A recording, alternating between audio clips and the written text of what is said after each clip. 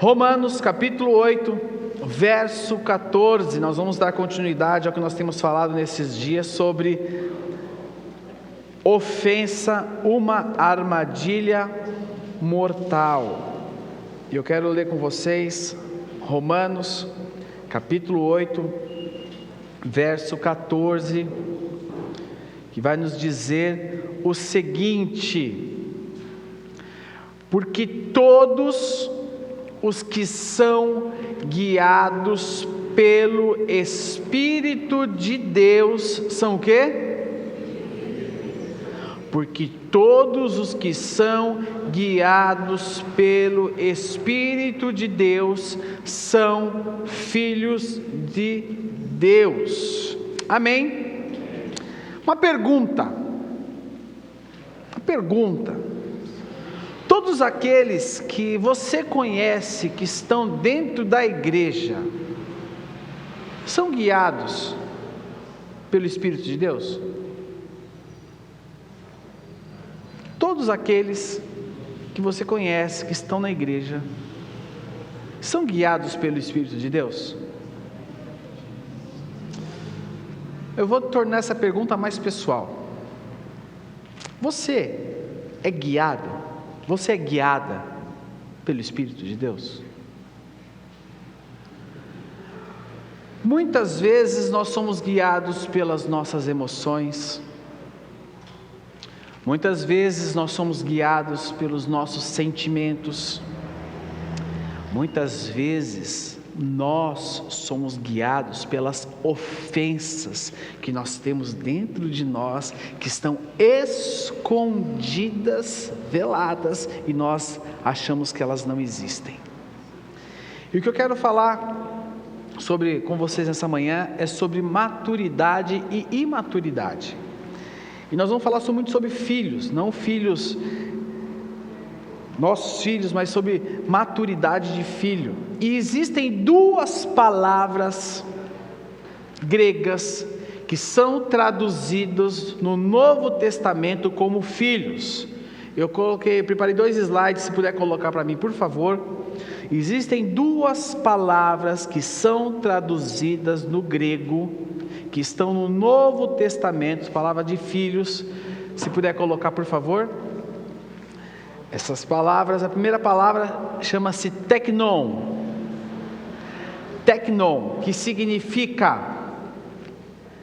bebês ou filhos imaturos. Teknon significa bebês ou filhos imaturos. A segunda palavra, que é traduzida como filhos no Novo Testamento, é a palavra huios. E a palavra huios significa filhos maduros. Então, no Novo Testamento, quando fala a palavra filhos, ela sempre tem esses dois significados. Ou teknon, que significa bebês ou filhos imaturos, ou huios, que significa filhos maduros. Quero falar primeiro da palavra teknon. Pode tirar, por favor, slide. Teknon é alguém que é filho, bebê ou filho imaturo, alguém que é filho por mera questão de nascimento. Ainda em Romanos capítulo 8, verso 16, olha o que diz.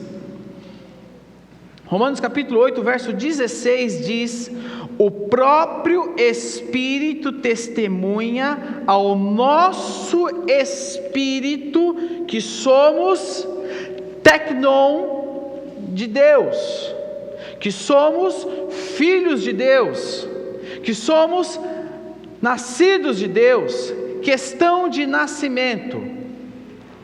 Eu me recordo quando a minha primeira filha Débora nasceu, e eu lembro que eu fui levar a Fabiana para o hospital e eu ia assistir o parto, e a mulher falou assim, a enfermeira falou, não, volta para casa que quando for a hora nós vamos ligar para você, você vem para cá. Eu falei, beleza, né, deixei a Fabiana lá, voltei para casa. Quando eu cheguei em casa, eu, liguei para saber que hora seria, muito ansioso e curioso que eu era. A mulher falou, não, já nasceu. Eu falei, você lembra, Fabiana? já nasceu. Eu falei, como? Eu ia assistir o parto. Aí eu voltei correndo para o hospital.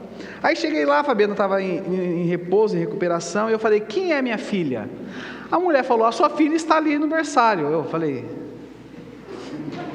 beleza, olha, no berçário minha filha. Irmão, só que tinha um monte de criança no berçário, e um monte de menina. E assim, quando eu cheguei lá não enxergava nome, só chegava um monte de menina, e eu falei, quem é minha filha? E eu procurei minha filha, e eu não achava nome. Sabe como eu reconheci a Débora? Pelo pé dela. Eu olhei o pé dela e falei, o pé dessa menina é igual ao do meu pé. Eu falei, moça, vem cá, não estou vendo o nome ali, mas essa menina aqui é a Débora Menezes, filha da Fabi. É essa mesmo. Reconheci ela por causa do pé dela. Reconheci por causa do pezinho dela, né? Pezinho bonitinho, igual ao do papai. Né? Já contei essa história 500 vezes para você já, né? Até hoje, quando eu olho o pé dela, eu lembro do meu pé, porque o pé dela é igual ao meu pé. E quem não vê nos seus filhos, muitas vezes, aquilo que lembra você? Você olha para o seu filho, muitas vezes você fala assim, olha, igualzinho eu. É um aspecto físico que lembra muito. João, capítulo 1, verso 12. Evangelho de João, capítulo 1, verso 12, diz o seguinte. Olha só o que diz Evangelho de João, capítulo 1, verso 12. Contudo, aos que receberam, aos que creram em seu nome, deu-lhes o direito de se tornarem tecnon de Deus, filhos nascidos, filhos de Deus. Então, nós somos filhos de Deus, porque nascemos de novo, somos nova criatura em Cristo Jesus. E existe a segunda tradução de filho, que é ruios. Ruios, filhos maduros, alguém que pode ser identificado como filho, porque ele demonstra as características e também o caráter dos pais. Característica e o caráter dos pais. Eu, quando olho para os meus filhos, além das características físicas, muita coisa deles parece comigo. As coisas boas e as coisas... Quem falou que era ruim? Eu não tenho coisa ruim, irmãos. A parte ruim é a vida da Fabiana. Olha lá, estou brincando. As coisas boas e as coisas ruins. Mas, irmãos, à medida que os meus filhos demonstram as minhas características, eles também têm que demonstrar a minha maturidade. À medida que os meus filhos demonstram a minha característica, eles também têm que demonstrar a minha maturidade. A criança pequena, ela vai crescendo, e na medida que ela vai crescendo, ela vai amadurecendo, e ela vai se parecendo mais comigo. E Romanos capítulo 8, verso 14, que nós lemos, diz... Romanos 8 nós lemos como texto base: porque todos os que são guiados pelo Espírito de Deus são ruios de Deus. Porque nós somos guiados. Aquele que é guiado pelo Espírito de Deus, aquele que tem o Espírito de Deus guiando ele tem o caráter do Pai se manifestando nele. Quando eu nasci de novo, eu me tornei um tecnon, alguém que foi gerado do meu Pai. E à medida que eu fui crescendo, eu fui me tornando maduro e me tornei um ruios, porque o Espírito de Deus foi se manifestando em mim e o meu caráter foi se tornando igual ao do meu Senhor. Amém. E quando eu tive o meu caráter transformado, foi se transformando dia após dia, eu quero ler com vocês agora Evangelho de Mateus, capítulo 5, verso 44. Porque agora nós estamos falando de ruiós, de filhos maduros. Nós falamos na semana passada de José, a postura de José diante das situações, como José se portou diante da ofensa, como José se portou diante da traição, como José se portou diante da prisão, como José se portou diante da escravidão, como José se portou diante dos seus irmãos quando estiveram diante dele lá no dia, lá na frente, quando ele era governador do Egito. E nós observamos que José era maduro, porque os processos que ele passou na vida dele trouxeram o que sobre ele? Maturidade. E Evangelho de Mateus, capítulo 5, verso 44 ao verso 45 nos diz o seguinte: mas eu lhes digo,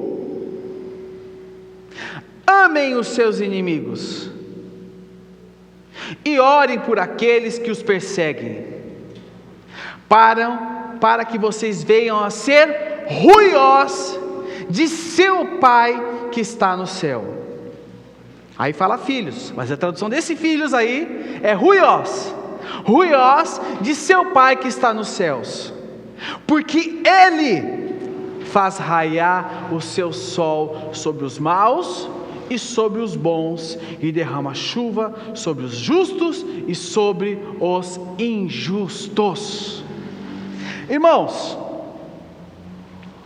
para quem não conhece o Evangelho, para quem não conhece a palavra, para quem não conhece nada, para o leigo da palavra de Deus, isso aqui: ame os seus inimigos. Rosa, e você tem que orar por quem te persegue, porque quando você fizer isso, você vai ser filha madura de Deus.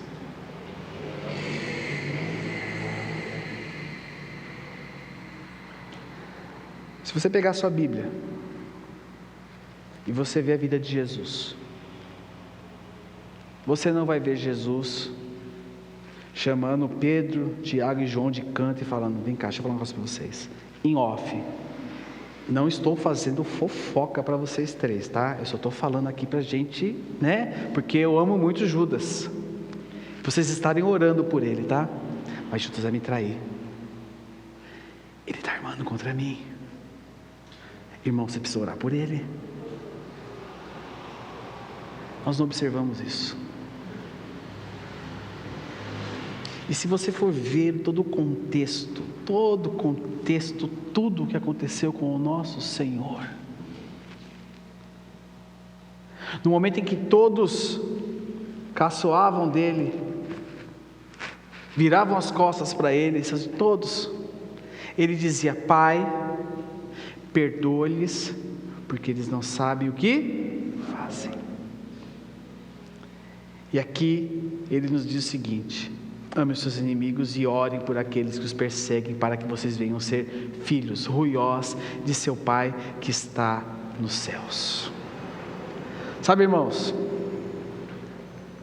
quando nós estudamos esse tema sobre ofensa, quando nós estudamos sobre essa palavra ruiós, filhos, muita coisa nós aprendemos.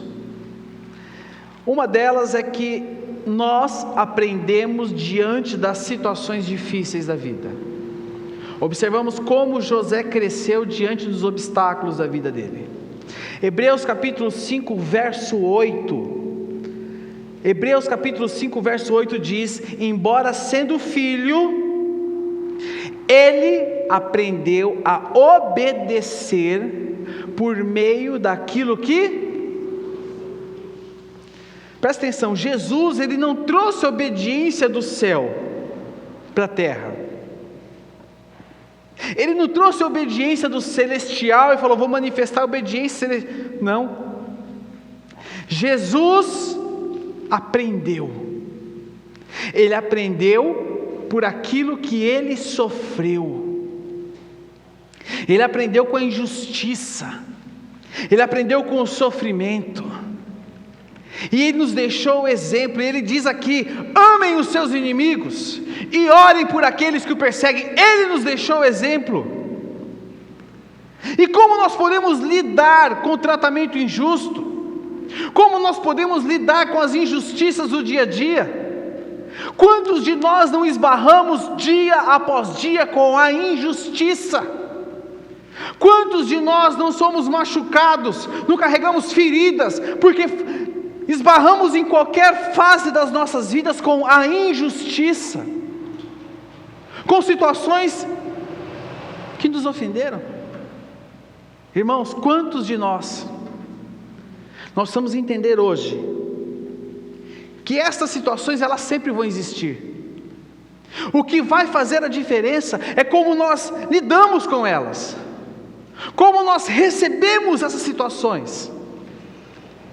Como você recebe essas situações? Como ofensa? Ou você deixa Deus te defender? Ou você deixa Deus te guardar? Ou você deixa Deus te justificar? Ou você deixa Deus te honrar? Como você lida com as injustiças?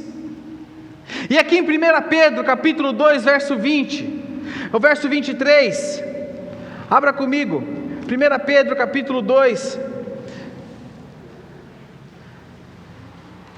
nos fala muito sobre isso, nos fala muito sobre isso.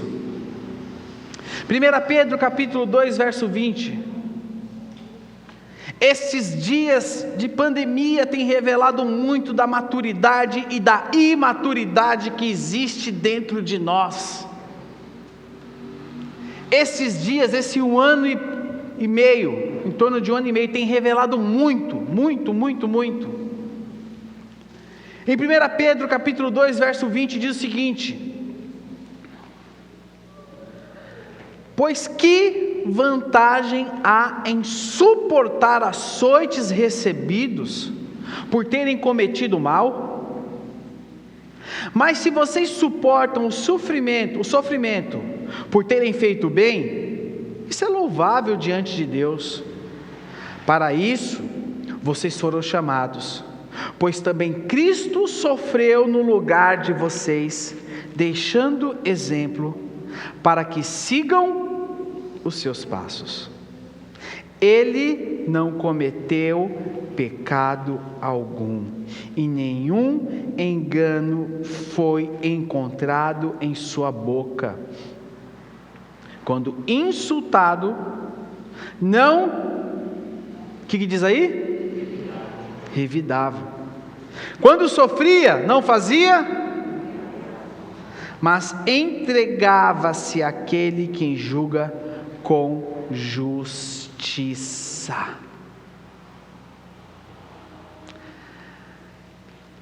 Presta atenção. O verso 20 fala: pois que vantagem há em suportar açoites recebidos por terem cometido o mal? Mas se vocês suportam o sofrimento por terem cometido bem, isso é louvável diante de Deus.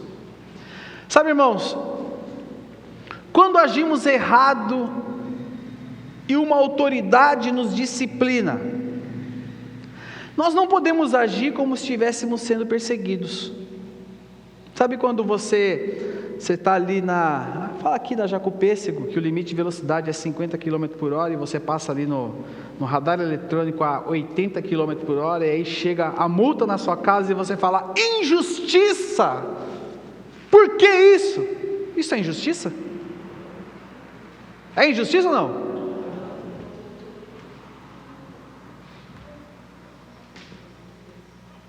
Não é injustiça. A correção vem porque merecemos. E muitas vezes nós estamos lidando com as situações e tratando elas como injustiça. Nós precisamos entender isso. Precisamos primeiramente entender isso. Está correndo, o trânsito, aí vem aquela luzinha vermelha. Lá, sabe a luzinha vermelha? Aí você fala: não acredito. Sabe que esses caras não têm o que fazer? Tem sim, irmão. Está lá para isso, para te colocar no eixo novamente. Nós precisamos aprender a lidar com as nossas atitudes em primeiro lugar. Estou abrindo esse parênteses aqui. Abrindo esse parênteses. O verso 21 diz o seguinte: para isso vocês foram o quê? Chamados.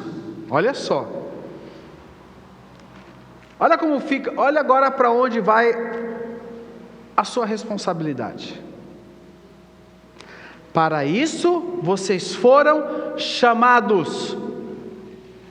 Eu vou te dar um conselho agora: se você não quiser ouvir isso, tapa os ouvidos, mute seu celular na sua casa, porque vai ficar pesado agora para você, irmão.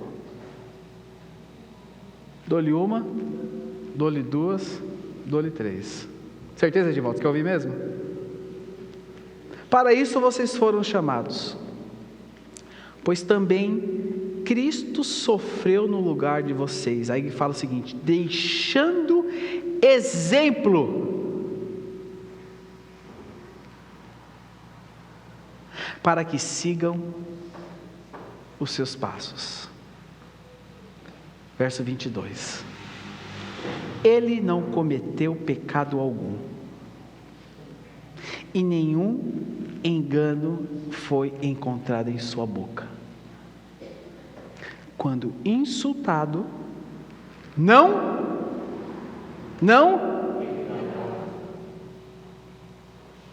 quando insultado, não revidava, não se vingava, não queria: agora você vai ver quem eu sou, agora é comigo. Quando insultado, não revidava. Você revida?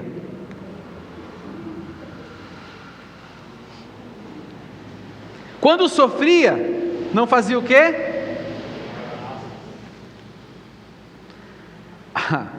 Se vocês quiserem ouvir, tá? Eu falei que vocês podiam tapar o ouvido ou dar mute aí.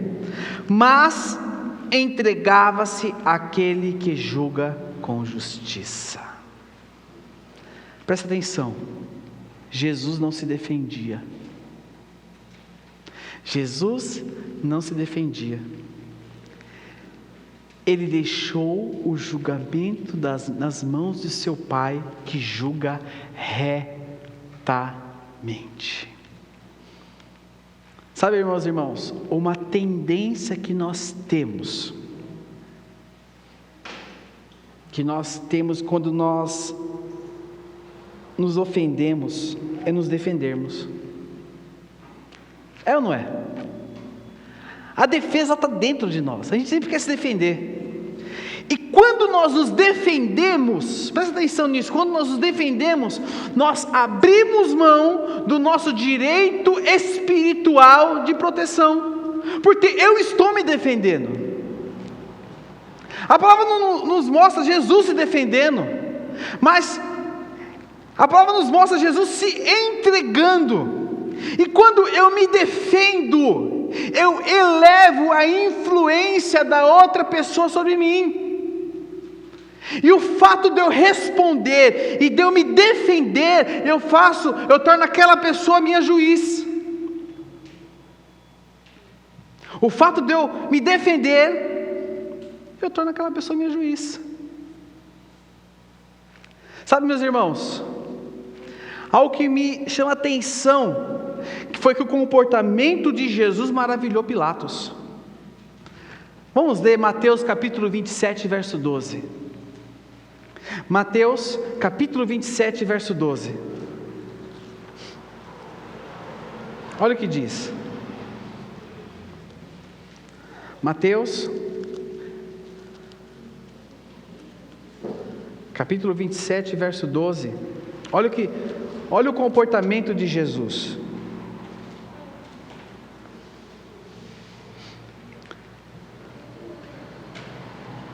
Acusado pelo chefe. Vamos começar do verso 11. Jesus foi posto diante do governador e este lhe perguntou: você é o rei dos judeus? Respondeu-lhe Jesus: tu dizes. Acusado pelos chefes dos sacerdotes e pelos líderes religiosos, ele nada respondeu. Então Pilatos lhe perguntou: você não ouve a acusação que eles estão fazendo contra você?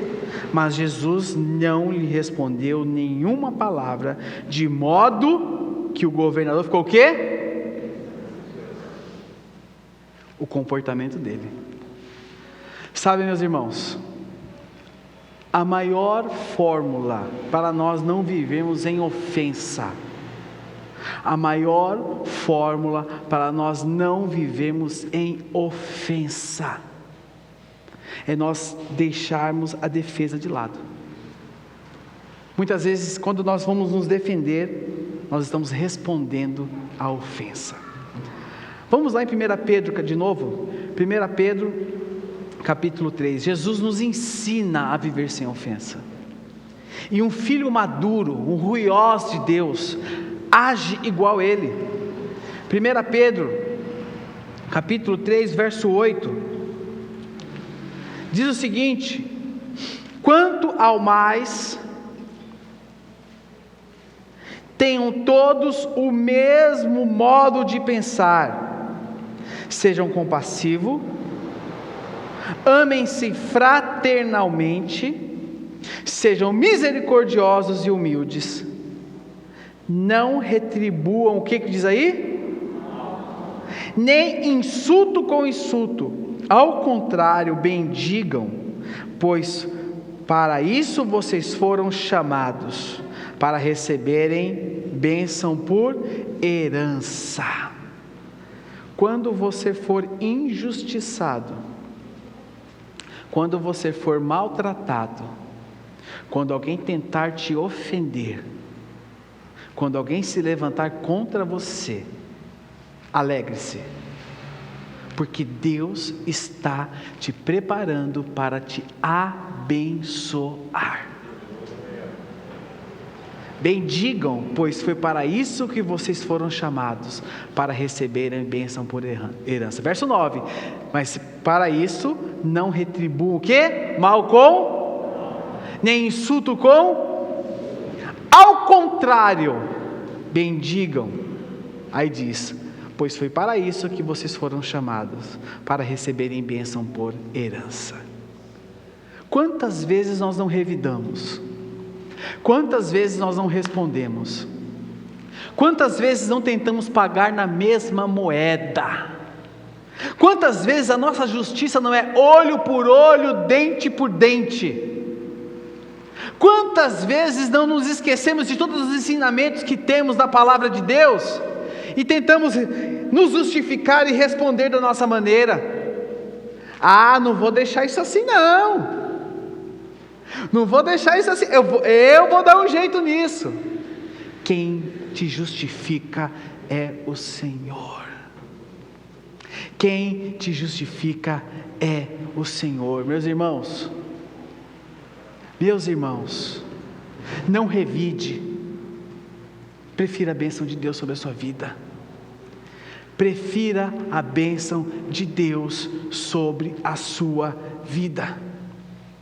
1 Pedro ainda, capítulo 3, vamos até o verso 13 agora, olha o que diz: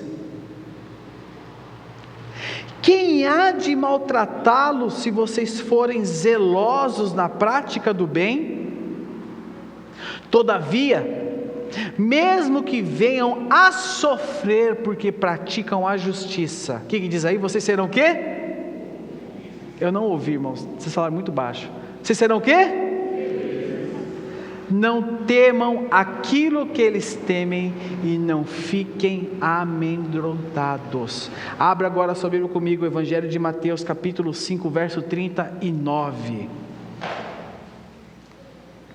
Isso que nós estamos aprendendo aqui chama-se vida no reino. Vida no reino. E quem vive no reino, a vida plena do reino, só vive filho maduro de Deus. Diz o seguinte: mas eu lhes digo, Não resistam ao perverso.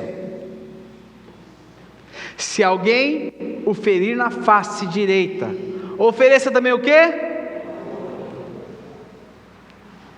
E se alguém quiser processá-lo e tirar-lhe a túnica, deixe também que faça o quê? Leve a capa. Se alguém o forçar a caminhar com ele 1 milha, vá com ele 2. Sabe, meus irmãos, quando nós entendemos isso, nós estamos falando aqui, presta atenção, quando você entende tudo isso, você nunca é maltratado. Quando você entende isso aqui, você entende que você não tem direito a nada.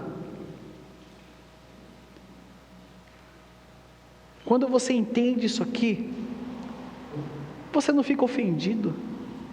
Sabe por que nós ficamos ofendidos? Porque nós achamos que temos direito. Eu fico ofendido porque eu acho que eu tenho direito. Ah, não, eu fico ofendido, eu tenho direito. Não. Quando eu entendo isso aqui, olha só, mas eu lhes digo que não resistam ao perverso. Se alguém lhe ferir a face direita, ofereça também a outra.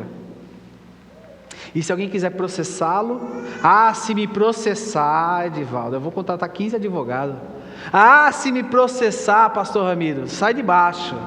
Eu vou na casa dele eu mesmo. Está ofendido. Mordeu a isca. Está na armadilha. Já era. Isso é vida no reino. Se alguém quiser processá-lo e tirar-lhe a túnica, dá a capa também para ele. Se alguém o forçar a caminhar com ele 1 milha, vá com ele. Isso aqui tem um contexto, que eu não vou entrar nesse contexto agora por causa do horário. Mas, irmãos, resumindo, isso aqui é vida no reino. Isso aqui é vida no reino.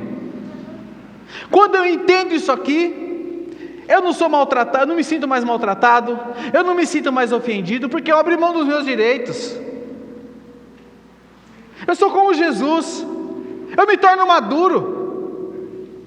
1 Pedro capítulo 4, verso 1, diz: portanto, uma vez que Cristo sofreu corporalmente, armem-se também do mesmo, pois aquele que sofreu em seu corpo rompeu com o pecado.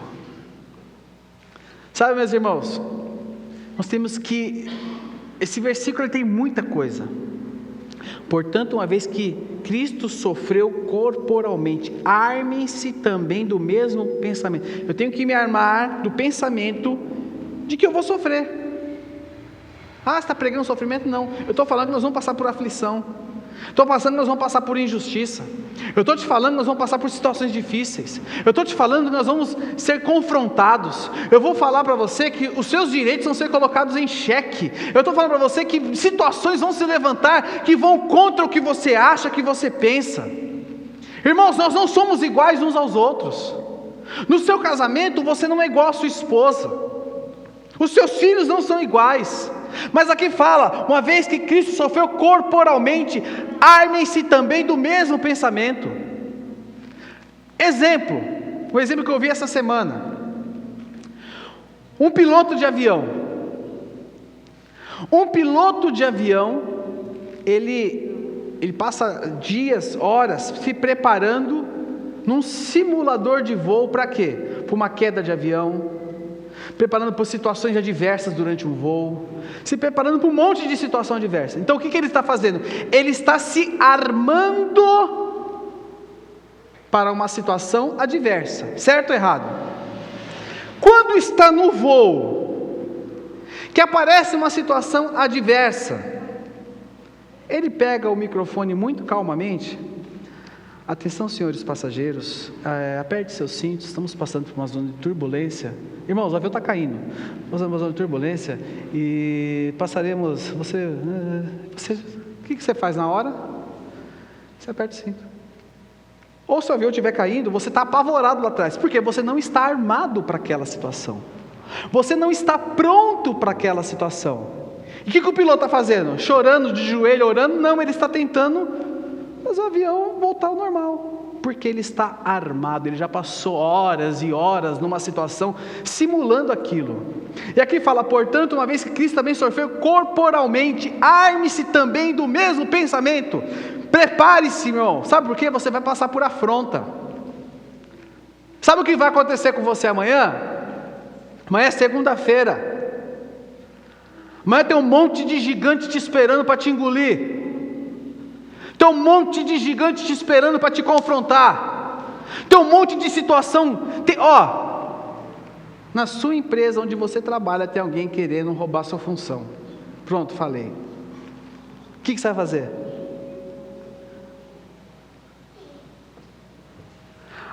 Eu não vou deixar barato não. Não, irmãos. Portanto, uma vez que Cristo sofreu corporalmente, arme-se também do mesmo pensamento, pois aquele que sofreu em seu corpo rompeu com o pecado.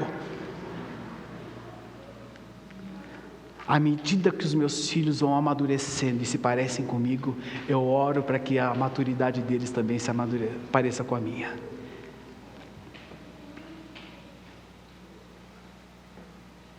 Sabe o que eu quero te perguntar? Você está pronto para sofrer? Você está pronto para sofrer? Você está pronto para ser confrontado? Você está pronto para enfrentar amanhã aquilo que está fugindo há muito tempo? Aquilo que você está evitando? Você está pronto? Sabe, meus irmãos, existem dois tipos de crescimento: o crescimento físico e o crescimento intelectual. O crescimento físico, ele é limitado ao tempo, correto? Depois de um tempo você não cresce mais à altura, só para os lados, é ou não é?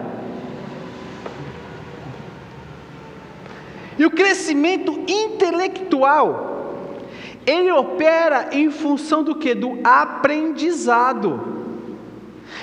Opera em relação ao que você aprende, ao que você lê, ao aprendizado. Vai muito da velocidade em que você assimila as coisas. Porém, existe também o crescimento espiritual. Como que eu cresço espiritualmente? O crescimento espiritual, ele não é limitado ao tempo. E o crescimento espiritual, ele não é limitado ao aprendizado. Você sabia disso? Por exemplo, tem muita gente nova na fé. Tem muita gente nova na fé que está voando. Enquanto tem muita gente velha na fé que está usando fralda ainda. E se fosse limitado ao aprendizado, o que nós poderíamos falar dos fariseus e dos escribas, que conheciam tudo e criticavam Jesus expulsando demônio na frente deles? O crescimento espiritual, ele acontece mediante as situações que nós enfrentamos no dia a dia. O crescimento espiritual, ele vem mediante aquilo que nós passamos dia após dia, ao sofrimento, as afrontas, as negações, quando resistimos às ofensas. Como é que cresce o músculo? Como é que você vai na academia? Você vai na academia no primeiro dia, dia seguinte você está incapaz de levantar da cama. Por quê? Porque a sua musculatura... A Vânia está ali, né, Vânia? A Vânia gosta disso. A musculatura sua acabou, rompeu tudo, estourou tudo. A musculatura só cresce diante de estresse, certo, Vânia? Diante de estresse. A vida espiritual é assim. Quer crescer espiritualmente? Quem quer crescer espiritualmente? Levante a mão. Eu quero crescer espiritualmente. Aprenda a lidar com as injustiças. Aprenda a lidar com as lutas. Aprenda a lidar com os turbilhões que têm se levantado na sua vida. Pare de fugir deles. Pare de responder. Pare de se vingar. Pare de querer ser o bambambam. Mas aprenda a lidar como o Senhor nos ensina através. Armem-se do mesmo pensamento. Para encerrar aqui com vocês, Quando um pensamento ofensivo vier em sua direção, sabe o que você tem que fazer? Não se vingar, não responder, mas se alegrar, porque significa que Deus vai te abençoar, significa que você vai crescer. Meus irmãos, nós precisamos amadurecer e progredir. Quando eu leio a carta de Coríntios, eu vejo ali as exortações de Paulo para aquela igreja. Tudo que eu vejo Paulo falando para aquela igreja é para o amadurecimento daquela igreja. Quem conhece um pouco de Bíblia sabe o tamanho que foi o apóstolo Paulo, é ou não é? Por que ele foi tão grande daquele jeito? Mediante daquilo que ele passou pelo Evangelho.